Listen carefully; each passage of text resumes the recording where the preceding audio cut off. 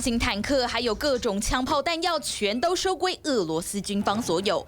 瓦格纳集团在兵变失败之后，势力虽然有明显削弱，但却没有遭到全面的秋后算账。One of the challenges that the Russian government has is that you don't build up an organization like Wagner overnight. So if they do plan to liquidate the whole organization, which I'm skeptical of, it would be a very costly, cumbersome process that I'm not sure the Russian state wants to take on right now. 瓦格纳就是典型的佣兵集团，也就是付钱办事的形式。不只是俄罗斯的打手，在非洲地区也能看到他们的踪影，换取一些惊人的利益。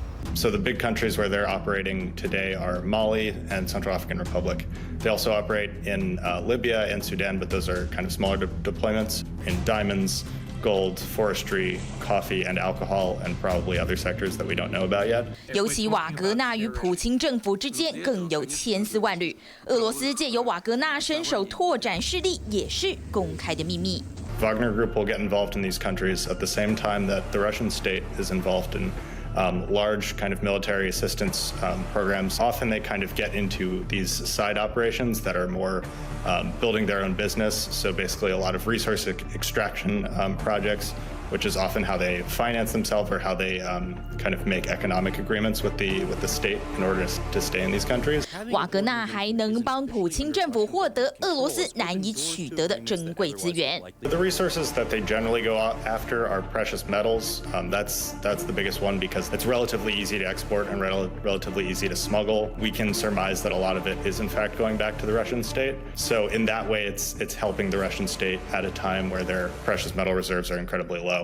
因此，瓦格纳就能在俄罗斯的庇护之下，借由空壳公司获取难以想象的大笔资金。 It's in the millions and billions of dollars, definitely moving towards the billions. The issue is that it's very hard to kind of get an exact idea just because of the illicit channels that Wagner is using in order to export things, and also the sheer number of shell companies that they use. Because not only do they change their names in the businesses that they're running, but all of the companies that they then export out of also have shell names, and then they use a variety of middle traders. 原本互利互惠的关系，却因为俄乌战火打破原有的平衡。尤其本来就对瓦格纳不满的俄罗斯军方插手，掀起这一次的兵变事件。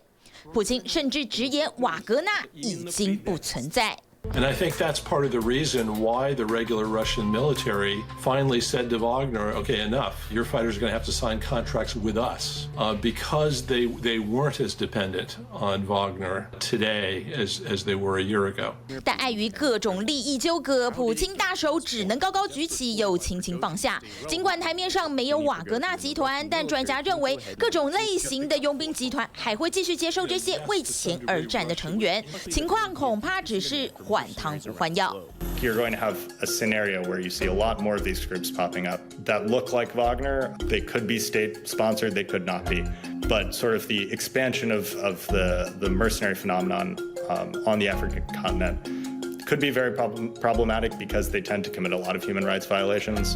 专家也认为，这次兵变看上去是普京掌握全局，快速化解危机，但长期看来对政权已经造成打击。 Putin is scheduled to face a presidential election in March of 2024.